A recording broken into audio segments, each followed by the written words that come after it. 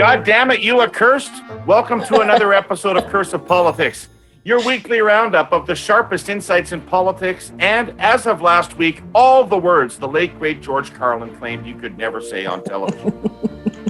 As always, we've got our comms and strategy gurus, Scott Reid and Jenni Byrne, with us. Today, we're going to talk about liberal lethargy. It's been 2 weeks since the election. Are they going to start to govern? Erin O'Toole has the lead role in Survivor Stornoway. Will he outwit, outplay, and outlast? Yesterday, we had Ontario's speech from the throne and PC ads. It's the unofficial start of election season. Elizabeth May finally uses her outside voice. And then Jim Harris. Jesus. We'll be debuting a new segment on today's show, too. Cursed Clippings. We'll pick out one published news story a week, chew it up, and see if we either savor it or spit it out. Just because we love her so much, this week it's Jenni's op-ed in the Toronto Star. And please, don't forget to stick around for Gordon Pinson, teeing up our Hey Yous. Jenni, Scott, how the heck are you? How are you doing? Great. How are you doing? I'm excellent. Tell the story of that jersey, Dave. So, Dale Howardchuk had an annual golf tournament to raise money for local charities in his home area of Hockley Valley and for Easter Seals and other children's charities. And he used to have friends of his from the NHL come and play at the tournament. Dale was an absolute prince of a guy, as some may know. He died of cancer last year. And so this was the first tournament since his death, and it was a great turnout from the NHL guys. This is a memorial jersey that they gave us that has the names of all the NHL players who helped him with his charities on the jersey. I had a particularly interesting time. at this tournament because I ended up drinking till 5 a.m. with Tiger Williams. And Tiger drinks? Wait, hold the phone. Tiger will tip a glass? I'm shocked. Tiger Williams, I think he's 74, okay? He was up till 6 a.m. the night before I got there. He was up drinking steady. He just drinks beer one after the other. I love that. And then the next night he was up till 4. And then the night after that with me, he was up till 5, drinking the whole time and never missed a breakfast. Breakfast. But in the course of our drinking early on, when he found out that one of the things I do in life is occasionally help liberals to get elected, he got up from his chair, came around from behind me, and put me in a chokehold. And I'm not big Green Party guy. He was wound up. He's for Manly. He hates liberals. He fucking hates liberals, Tiger Williams, and he. It did result, though, in a fairly surreal experience. I think at about 2:30 in the morning, I was explaining equalization to him.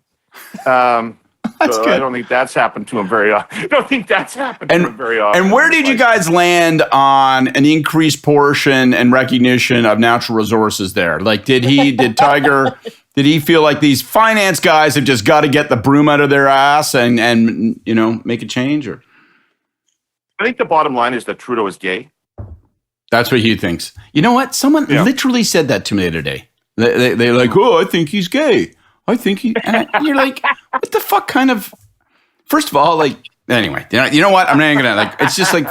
Fuck. Well, David, I would have given anything to be a fly in the wall for that night. It was a good time. I hope I run into Tiger again, but I will not turn my back to him. That's awesome.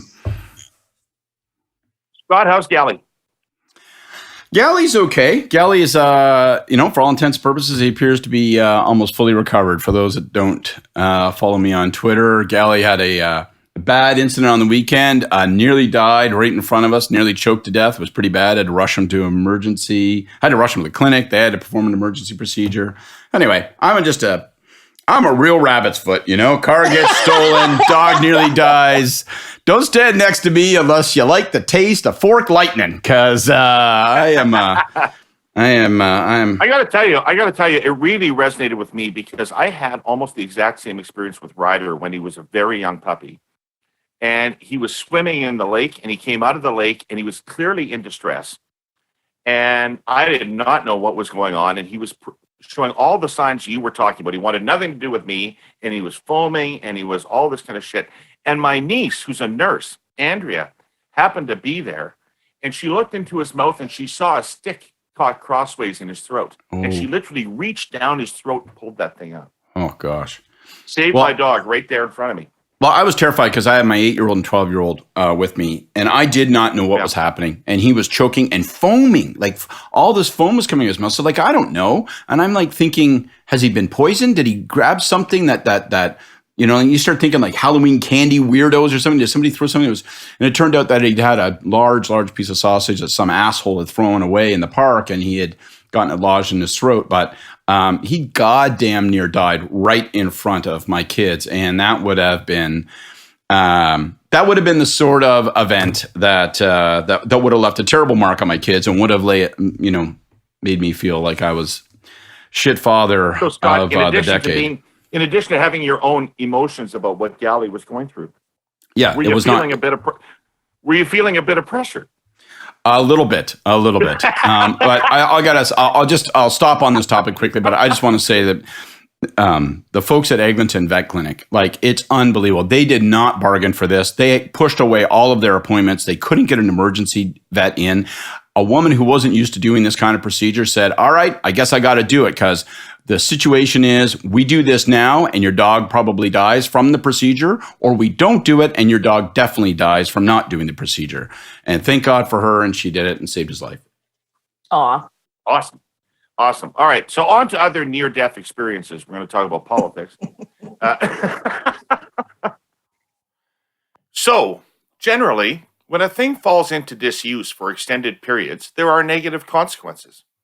A bicycle becomes a piece of urban art, rusted metal and arthritic, twisted spokes. A leaf blower, coughing and wheezing rather than blowing. The desperate race to spend any remaining budget at year end, because you either use it or you will lose it.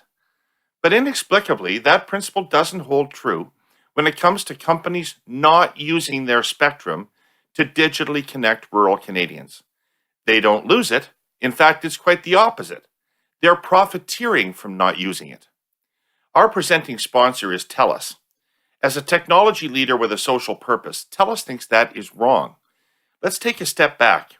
Spectrum is the radio waves that make your cell phone work in places where there can't be a wired connection because of rough terrain or lack of infrastructure. So, rural Canada. It's a public resource. The federal government licenses the spectrum to companies to provide service to the public. But what's happening is this. Way too many rural communities have their spectrum controlled by regional carriers who'd rather sit on it and then resell it for millions in profit than use it to improve people's connectivity. We should be clear about this. The term regional does not equate to underdog or even small. These are multi-billion-dollar regional companies who receive billions in government spectrum subsidies. And the sad fact is, they deploy less than 20% of the rural spectrum they hold. TELUS, on the other hand, has the strongest track record of deploying its rural spectrum. Almost 2/3 of their spectrum is put to use right now. And right now, with the infrastructure that's already in place, TELUS could boost service to over 250,000 households in Alberta and BC if underutilized spectrum was simply unlocked. It's a really important issue, and we're going to continue to talk about it in the weeks to come. Go to telus.com/connectingcanada to learn more. So we're going to start by talking about Tofino. I promised that we would talk about Tofino on Twitter, despite the fact that many people that I follow on Twitter seem to think that this is not worth discussing and that the media have made a mountain out of a molehill. I don't personally think so. But let's get some of the things out of... I talked to a lot of liberals about this over the last week, David, and this has been the most outraged I've heard about Trudeau, with people with very very liberals, because it's a real betrayal. It's akin to the conservatives and the carbon tax, right? This is a betrayal of fundamental messaging of the aura that is supposed to be Justin Trudeau. Right, I agree with you. So let's move the conversation forward. There's no point in talking about whether or not it was a substantively wrong thing to do. It obviously was. There's no point in talking about whether it was a political error, because it obviously was. There's no point in talking about bad staff work, because the staff obviously knew it was a political error. There's no staff too dumb not to see the consequences of this.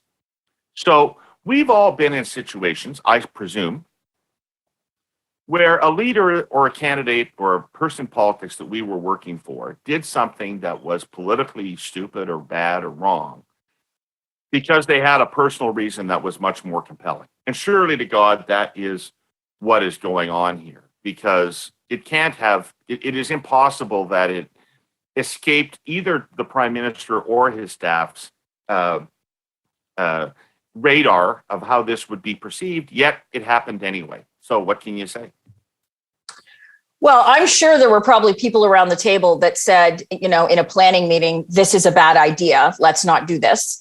And I'm sure there were probably high level meetings, because I don't know about you guys, but a lot of times there were things discussed. I'm not even saying the leader making a decision, but there were things discussed at a planning meeting where you kind of go around the horn so long that you finally say, fuck it. And you take it offline with people that actually can make the full decision. So you just you cut out some of the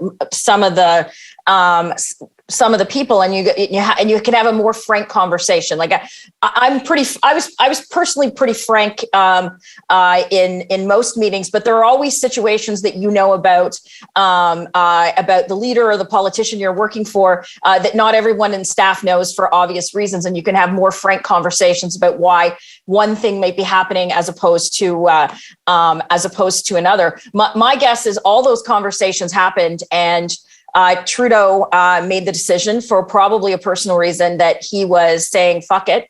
He is going to take the political hit for this, probably not realizing how big a political hit it was going to be. And the most senior staff around him probably said, we can't fight him on this. And he's ultimately the leaders are the leader, right? Like you can fight them. They can be wrong. But at the end of the day, unless you're willing to kind of quit, which this isn't a corruption issue. Unless you're willing to kind of quit, you've got to shrug and say, he's the one that's going to end up wearing it. Yeah.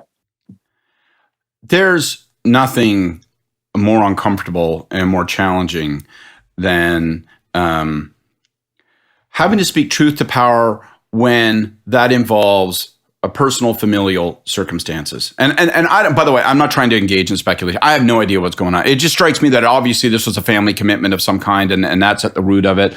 And I'm not going to go beyond that. But I can just tell you as a guy, it's like all of us who's worked for prime ministers, premiers, and others, when you find yourself having to wade into a conversation where you say, this thing that you, as a leader, as a prime minister, as a premier, that you determine and you have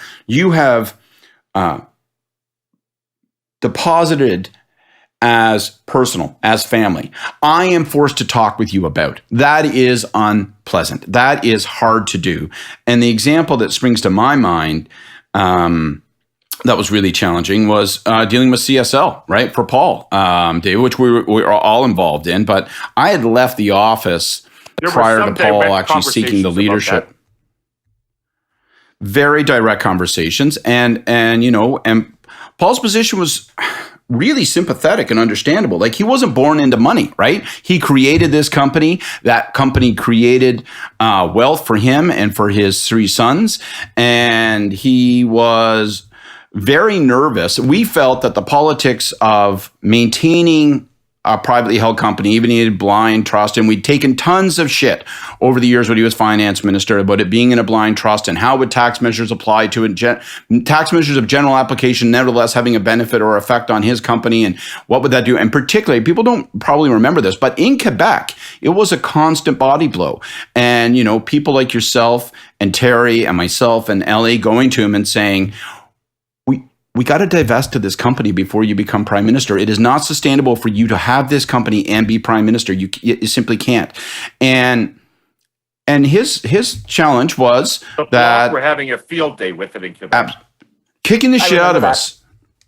And and his position was, look, I wasn't born into wealth, but I've watched the transition of wealth from one generation to another really damage families. Like, and I can remember him like saying, like, you don't understand, right? Like, you don't come from a family that's got any money. And to his point, he was sort of saying, neither did I. But now that we've got this company, I've seen families with money, and I've seen the fucking damage that money can do to a family and the divisions it can create. And I am really concerned, and obviously I want to be prime minister and we want to manage this, but I'm really concerned about unleashing that kind of damage on my own family. And it was a long, very arduous, very difficult process, dealing with him, dealing with the family, dealing with the company and the company's professional management. It was an extraordinarily difficult process where basically he transferred ownership to his sons. It was just like the entire time, the entire dialogue, you felt like you were intruding into a place that you had no right to be, but you had an obligation to be there because the political jeopardy was so grave that you had an obligation as an advisor to talk about it, even though you felt like I am rummaging around in this guy's closet. It's none of my fucking business, his business. It was really, really difficult.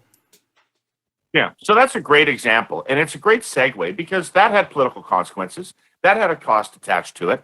And so will this. Jenny's right. Contrary to the Twitter warriors that I encounter, the Liberals I'm talking to are really dispirited by this. And so there's that factor. The second thing is, this is a guy that already had an authenticity problem. That's what we call it in Ottawa or Toronto, is an authenticity problem.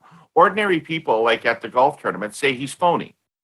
And so I just think that the next time he talks, this is in people's minds. And no matter what he's talking about, this is just another way, another filter through which anything he says is going to be perceived by people. It adds a layer of cynicism.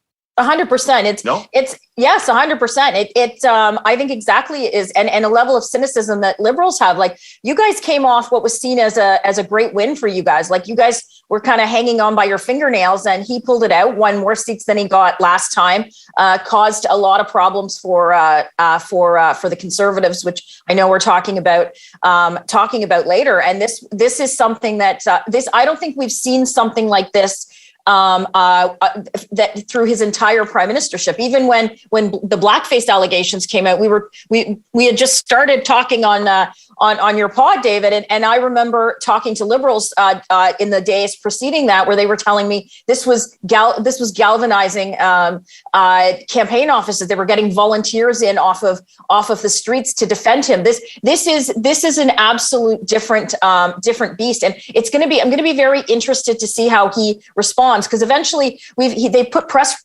reports out, but Trudeau, when on the defensive, and when he feels defensive about something or chippy, he gets chippy with the media. Like, it's basically like, fuck you, I can do whatever I want. Kind of the shades of his dad when you would see certain press conferences. So I'm going to be very curious to see when that happens. The question is, when the fuck does it happen? Like, the election is over 2 weeks. Like, it's been over for 2 weeks. They don't really need a transition team. They're government to government. It's been released Katie's staying, so there's not like it's a transition between a chief of staff to a chief of staff. And if he's traveling, and I think he just recently got back from Tofino, so he's been there for like close to a week. Where are the meetings to discuss who's going to be in cabinet? Are they going to make a DM shuffle? What are the priorities going to be? Like, these meetings happen. I've been part of it. Like, in 2008, the election was October 12th, and we swore in cabinet on October 30th. So all those things happened in less than 3 weeks, but there was a lot of things to do in those 18 days. So what's really funny about it is that on election night, the prime minister said that the clear message of the election was that everybody should get back to work. Right. I want to take one step back before we go to the urgency of, the apparent lack of urgency in the government in its transition. I just, on this last thing on Tofino, I would just say this, and I'm obviously violently agreeing with you guys. I do think this thing rises to a different level, and I think it has forward implications that are going to be lasting and uncomfortable for the Prime Minister because. And it may be terrible. It may be that whatever constraint he felt that caused him he had to do this. I do think the guy actually cares about Indigenous issues. I think that he's actually expended more energy than most. Of course he does. No. But I'm not. But my point is, I don't. And I think now he's created a poltergeist. Right. I think he's got a poltergeist that's going to hang on his shoulder, and every time. Right? If he sincerely believes and cares about these issues, but every time he speaks in public about Indigenous matters, that fucking poltergeist is going to be on his shoulder, throwing glassware and creating a doubt in people's minds that anything he's saying is meaningful. And I don't know how you fix that. Like, I don't know that it's fixable. It's a consequence. And sometimes consequences you just must live with. Well, and part of it was it's not just the fact of the matter. It was how it was handled, which also shows that what his true purpose of being there or what his itinerary was there was kept at a very high level because the people executing things like communications and issues management seemingly had no clue. So it was made worse by, the opposition and the media are saying he's going out to Tofino to surf and go on the beach. No. The Prime Minister is nowhere. He's definitely not on the beach. He's definitely not on the beach. Definitely not on the beach. Not on the beach. And then not on the beach. Not surfing.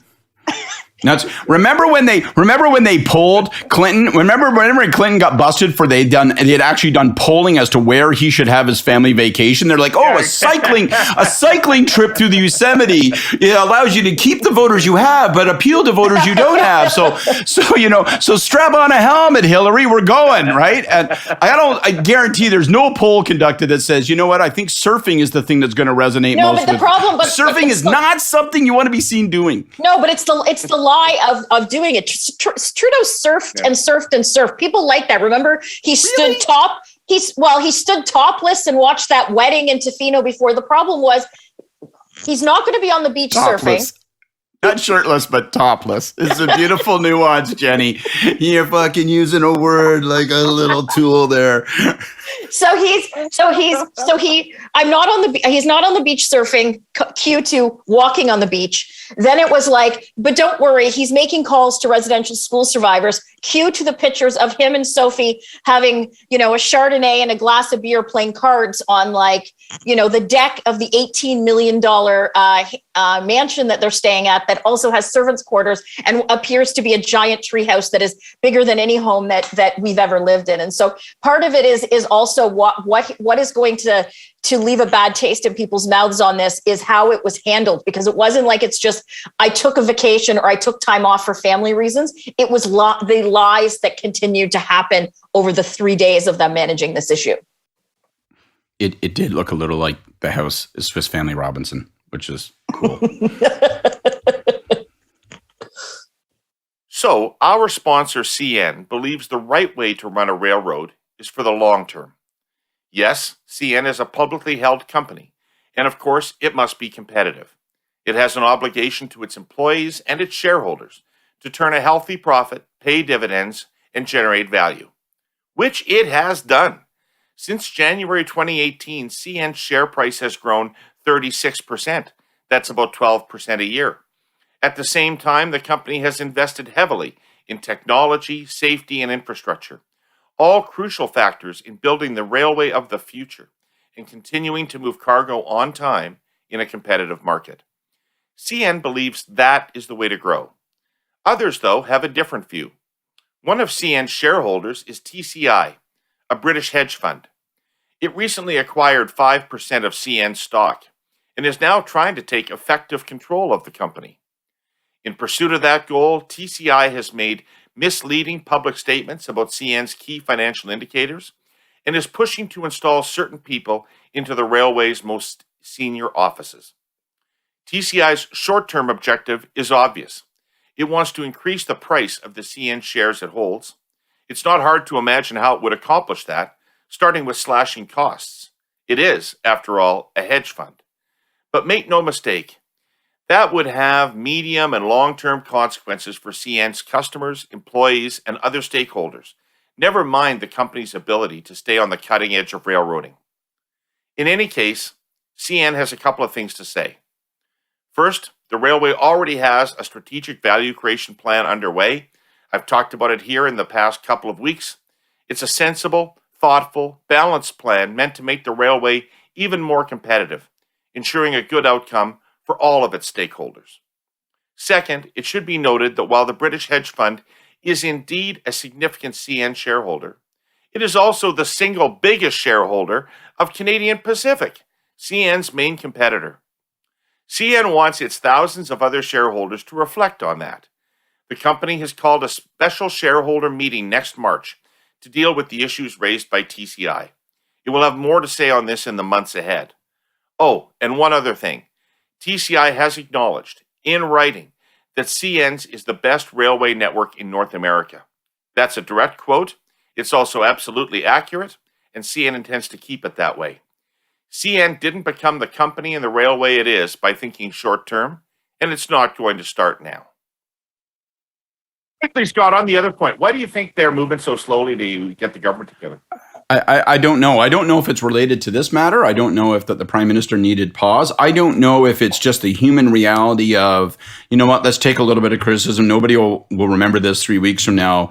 But after, the fire drill, the 19-month-long fire drill that was the pandemic, going into the intensity of the federal election, which midpoint looked like it might be lost. And I know what it's like in midpoint of a campaign. You think you're losing, you're not getting a lot of sleep, and you're not feeling very well. It may just be that people said, look, I just got to take a fucking breath. And if I'm going to get a little bit of criticism, like, since it is the same team that managed the pandemic, that ran the election, that's going to be managing the transition going forward, maybe they just said, listen, I'm sorry, but like, we're carbon-based life forms here, and we just need a glass of water and a day off. But we're a G7. But we're a G7 country. Like, other people have done that. You guys basically took out a leader, became like, and had nothing off from taking out Chrétien, Bono and the Thundersticks, 2004 election, governing another year and a half election, like the same as us. Like, people have no choice, and we can't really. And obviously, the results speak for themselves. So it's a good thing we didn't take the weekend off and fucking think for 2 minutes about what we were up to.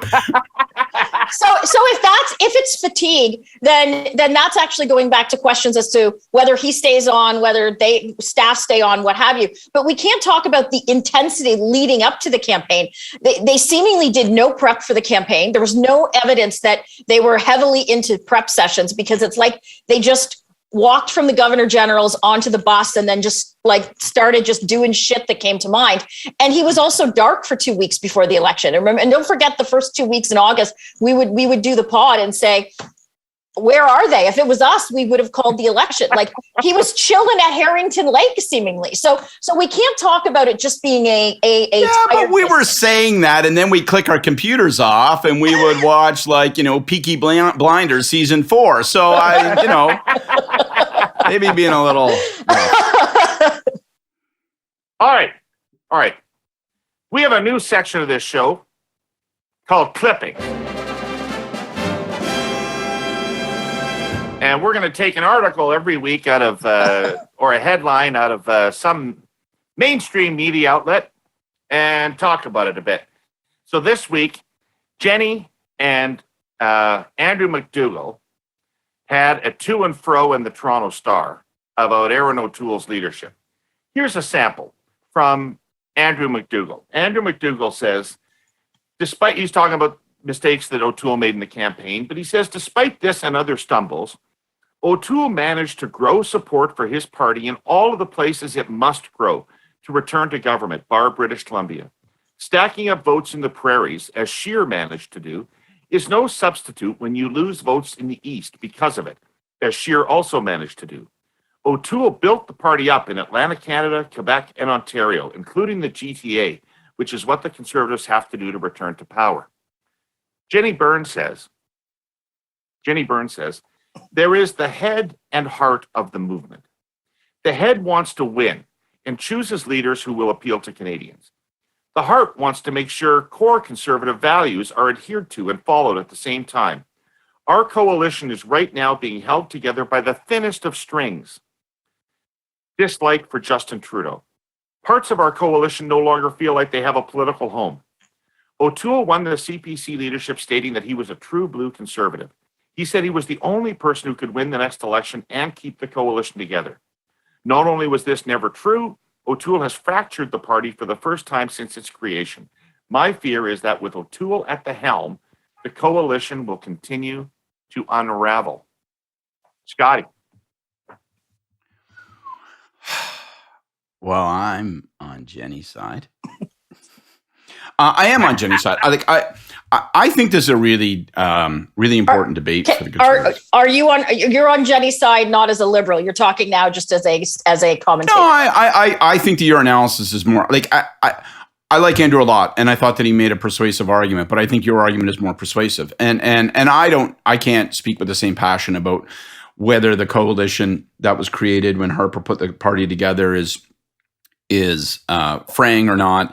But I know this. I know that under O'Toole, he did not gain in 905, and I kind of think that that's got to be like that was the stated and unstated promise of his leadership prior to and during the campaign, which is that, I don't think he had to win, but he had to make yardage in the 905 and in suburban parts of the country like Lower Mainland, and the failure to do that, I think, leaves him really vulnerable. I don't know if the party will switch horses or not, but I think that's a test that you got to meet, and if you don't, then you have to say, well, here's why I didn't meet it and how I will in the future.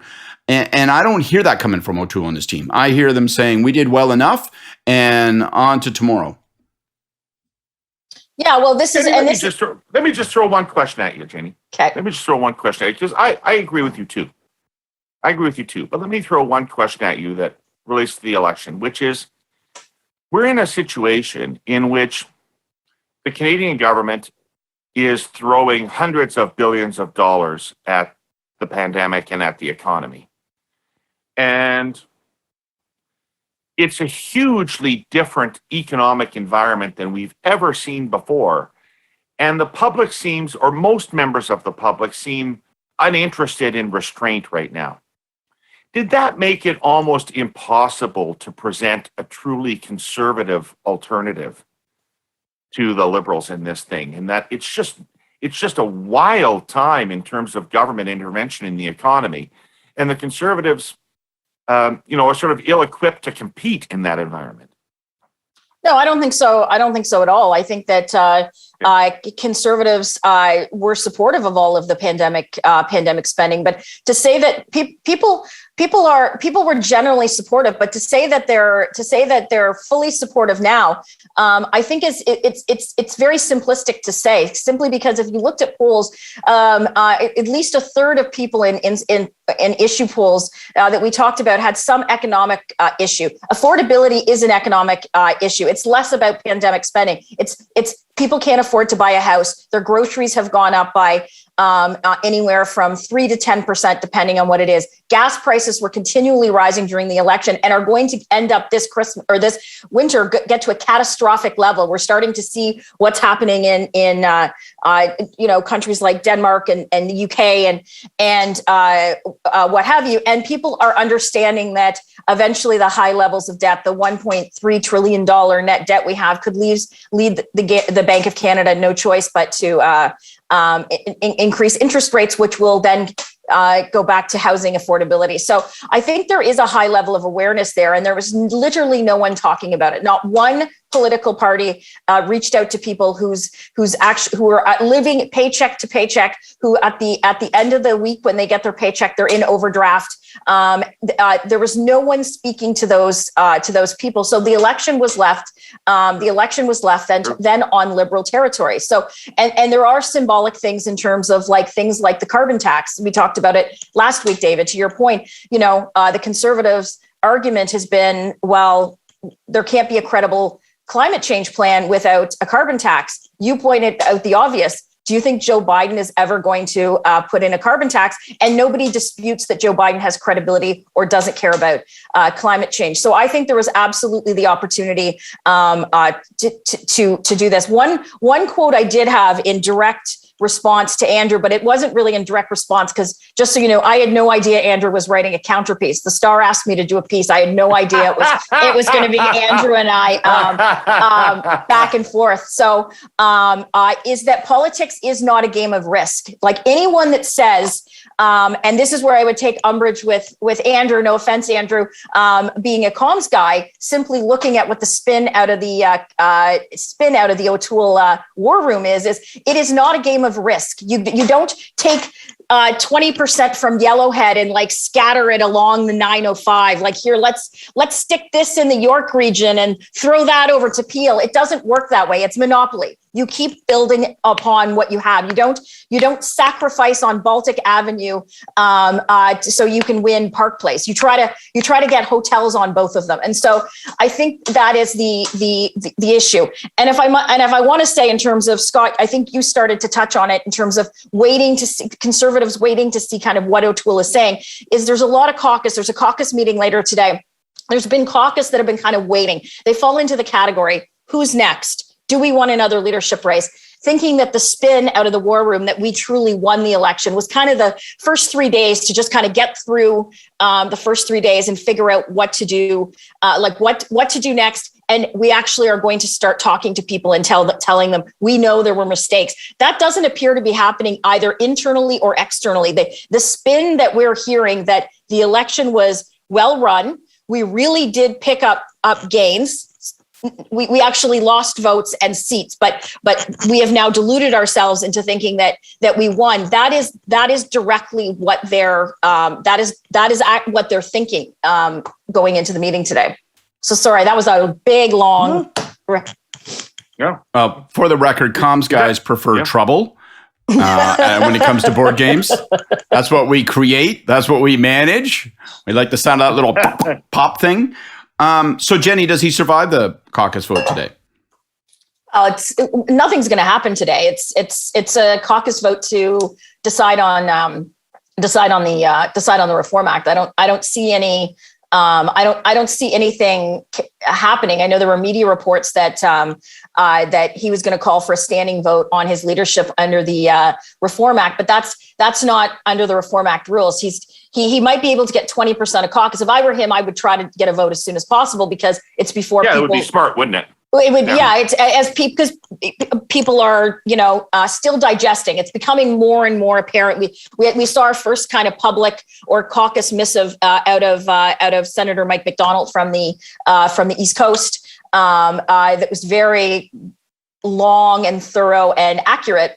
That was sent to caucus in support of adopting the Reform Act. And so even people that are out defending him, like Mike Chong, who is the architect of the Reform Act, is in no way going to approve of a constitutional procedure to just have a random vote on the leadership. You got to create a mechanism, though, to win, right? Like what you don't want is a kind of shuffling zombie-like existence where people are like, okay, well, we had this discussion in caucus, but it wasn't truly an endorsement or a revocation of support in terms of his leadership. Then we're going to have a convention at some point. Like you want to call the question and resolve the question, obviously to your liking if you're him. But what you don't want is to have this thing just kind of living beside you for a long time. And I think that's a big, mechanistically, this Reform Act thing, on the one hand, it sounds like it gives you that. But on the other hand, it's sort of like, does this thing just go on forever? Like what, so that doesn't work. And then they're going to have a convention. So you want a mechanism to say, I won. I got 76.5% like Turner in 1986. And now I win and everyone shut the fuck up. Well, I know a little bit about leadership reviews. And what O'Toole needs, and if he's smart, this is what he's looking for, is an opponent. Yep, that he can beat. You survive these things by turning them from a referendum on yourself into a choice between you and something else. In Turner's case in 86, it was when Mark Lalonde and Keith Davey popped their heads up as leaders of the review movement that we made them the poster children for it, and we said this is a choice between moving forward with a new with a post-Trudeau party, with a democratized party, or going back to the people that ran the party under Pierre Trudeau and just ran it with 4 people and a completely closed shop. So we made the election a choice between Turner and Mark Lalonde and Keith Davey. If he's smart, he's looking for opponents to run against right now. Yeah, but there have to be, like, how you were able to do that is because high profile people were actually advocating for a leadership review, probably for leadership purposes. There's no one talking about that. The only leadership that anyone is talking about in the party is Aaron O'Toole's. Right. Which is a problem for Aaron O'Toole, because my point is going to drag on and on and on until he can find somebody to settle. Or it won't. Caucus, you stay leader as long as caucus is behind you, and frankly, it doesn't matter if there's an official vote or not. And I think we've talked about that. So in my lifetime, there's never been an official vote. Once you lose caucus, you lose caucus. Like it's from the dawn of time. It just doesn't work. And Mackenzie Bowl. Mackenzie Bowl. Belleville's own Mackenzie Bowl. We had one prime minister where I come from, and a guy pissed it right up against the wall. So caucus, it's going to be up to caucus. And I think what caucus is looking at now is they're looking at to see what he has to say today, looking to see what his team has to say in terms of this. Going to speak to people in their ridings, and also start looking at like votes. As I said, it's a lot of our guys in the West were able to lose 15 to 20% of their vote this election and hang on. Let's see if that's the case, because let's see if they can handle another. If we continue the way we are, if we continue down the same route, are they willing to take the chance, and can they actually lose 15 to 20% of the vote in the next election? Since Confederation, owning a home has been part of the Canadian dream. For most people, that dream is much more than just a monthly mortgage payment. A home is where we create our fondest memories and where we can truly be ourselves. For too many, especially young adults, that reality is out of reach, and it's getting worse. The good news is our original sponsor, the Ontario Real Estate Association, or REA for short, has a plan to save the Canadian dream of home ownership. It includes lowering costs for first-time buyers, ending money laundering in the real estate market, and cutting years of red tape that is standing in the way of more affordable homes for families. The OREA plan will lay the foundation for a future where all people can find a place to call home. When we support the dreams of all of us who want to own a home, we're building healthier families, stronger communities, and a safer, more secure future for all. Read their plan at orea.com/affordable homes. All right, kids. We're almost out of time, so we can't discuss everything I had on my agenda. So I'm going to throw it to you. Greens or Ontario speech from the throne? I don't think there's anything to say about the speech from the throne, is there? No. All right, Greens. Well, it's just that. So that interview Evan did with Jim Harris yesterday. We had it on at the office, and like 30 seconds in, like my colleague Simon and I, we kind of like walked up to the TV and turned it up because we were like half listening, and it was like there were parts of the interview where him and I just looked at each other and was like, we can't believe he's actually saying this. Like he was saying that he was, he was almost offended and afraid by her saying that she had experienced racism within the Green Party. He basically confirmed that she had, by he kept talking and talking and talking. So he confirmed everything that she had said about how she was treated and the feelings she felt in terms of being a Black woman, being a Jewish woman. It was nuts. You don't see a guy go on TV too often, and as he's talking, he just starts taking a jerry can and pouring gasoline all over himself, and then reach back and start fumbling matches. You're like, what are you? So, like, I mean, I only have one thing to say, right? Which is these people should stop saying things like, "What the fuck?" Okay, like take your so-called win, you myopic idiots, and enjoy it. Like you drummed her out of the party. You drove yourselves into the ditch in terms of public opinion and appeal. Now, why are you going on TV and talking about it more, right? Just to be like, And at one point, it looked like maybe someone was waving at him and telling him like, cut it off. But it looked like he was going onto his computer and he was looking up the stat. I think he said something like, Toronto Center. Boing, like a foam arrow hits him in the head from a step. Shut up! No, he was in the, because Evan looked like stunned as well. Like he could not and at one point he started rambling. Jim Harris started rambling on about how ethnically diverse Toronto Centre was. And even as an ethnic candidate, they basically weren't buying what she was selling. Like it was as an ethnic candidate. So good, man. Yeah, you're right in touch with the times, dude. Oh, Jesus. So what do you make of this Green Party defense, primarily uttered by Elizabeth May, that the leader in the Green Party is a nobody? That the leader of the Green Party is just another member of the party, just somebody that shows up but has to be the spokesperson, has to say whatever the council says is the official policy of the Green Party, that's all the leader is. And that Annamie Paul wanted to be an actual leader of a political party, that she wanted to be able to hire staff and control a budget and appoint a campaign team and all this kind of stuff. And hey, that's not on in the Green Party. We tell the leader what's going on. Does this make any fucking sense? No. None. No. Well, because it was great for Elizabeth May because all of the people that she's saying should control the leader are people that she controls. So it's easy for her to say that this is how she governed, but all those people were hers. They just let her do whatever she wanted. It's just it's an absolutely unworkable. It's actually ridiculous to hear. Elizabeth May should be almost embarrassed if she listens to it out loud. Marge, Wayne, Runny, all the guys in charge of the Legion on Kingston Road, even they know someone's got to take the fucking reins. I don't know what kind of organization she's talking about, but I've never seen something like that work. It's ridiculous. Someone's got to decide whether to keep selling pickled eggs or to move on to hot rods. And if it isn't going to be Annamie Paul, then it will be someone else, and you're not going to do it by committee. All right. Perfect. Mr. Gordon Pinsent, would you please assemble the audience for us? Ladies and gentlemen, please return to your seats. The Hey Yous are about to begin. All right. Who's got a Hey You?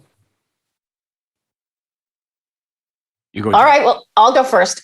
My Hey You is to the Liberals, but for a weird reason. And it's not that I want them to do this, but it shocks me that they're in no way trying to jump onto this politicians sitting in the House bandwagon in terms of vaccine passports. Yesterday, we saw as MPPs were going into the Ontario legislature, they were flashing their vaccine status and what have you. So I'm not even saying I agree with that. I'm agreeing with the policy. I'm just very surprised that considering what traction this issue got and was negative for the Conservatives, especially negative for the Conservatives, that none of the other parties have gone ding, ding, ding. Maybe we make things even more uncomfortable for Aaron O'Toole by putting him in a position to have this discussion with his caucus, or put some of his caucus members on the hot seat. So I'm not saying I want it. It's just been something I've watched as I've watched this transpire through the provincial legislatures as they've made their decisions on this. I've just been surprised, considering the magnitude it played during the campaign, that it's not being talked about now. There you go. Scott, you got a Hey You? My Hey You is to the Prime Minister and to all those associated and involved in the transition. I think we've had a 8 years of Trudeau as leader. We've had 6 years of Trudeau as Prime Minister. I'm not among those who think that he oughta, or should leave as leader. I think that he should stay. Feeling like a long time to you, Scott? Is that your point? No. What I'm saying, no, but it is a long time. It is a long time with this. It's a long time without competition. It's a long time without competing spheres within the party and competing poles in the party. I think the lesson they took from Trudeau Turner Chrétien, Chrétien Martin was a Liberal Party needs no more competing spheres of power and strength, right? We're going to have one uniform thing. And that made sense for their times. But we need now in this government, I think we really need in this government and the party, it's time to start setting up different, I want to see a minister in addition to Chrystia Freeland, who's strong, who has an independent range of power. I want to see different voices within the party. I want to see competition. I want to see competing. It's not about the next leadership necessarily. It may evolve into that, but I want to see breadth and diversity. Diversity not just in terms of representation in cabinet of men and women, but diversity in terms of, different people hold different sets of cards, and it isn't just all around one leader. I think it's healthy for the organization to have some breadth and difference and size and diversity within it, and I think it needs that from a leadership perspective. Like, get some competing spheres of power. You can do that with your transition. That's a good one. Boy, I agree with that. My hey you also goes out to Prime Minister Trudeau. And it is, if you're going to run again in the next election, you're at some point going to apologize for Tofino, and sooner is better than later.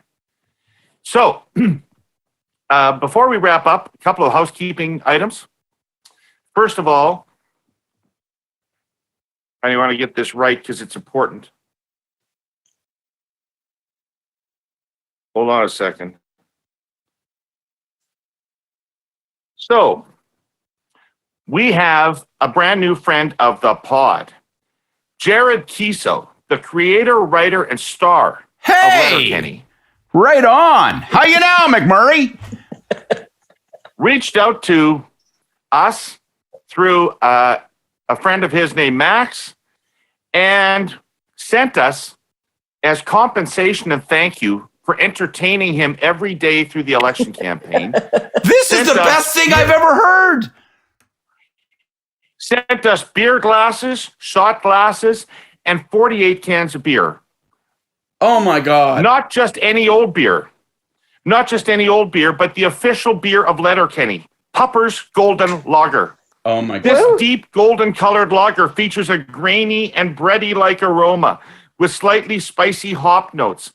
The grainy, malty sweetness is perfectly balanced with drying hop bitterness. The body is low-medium, and the beer has a slightly dry, sulfur-toned finish. Available at select LCBO stores near you. I don't think I could be happier.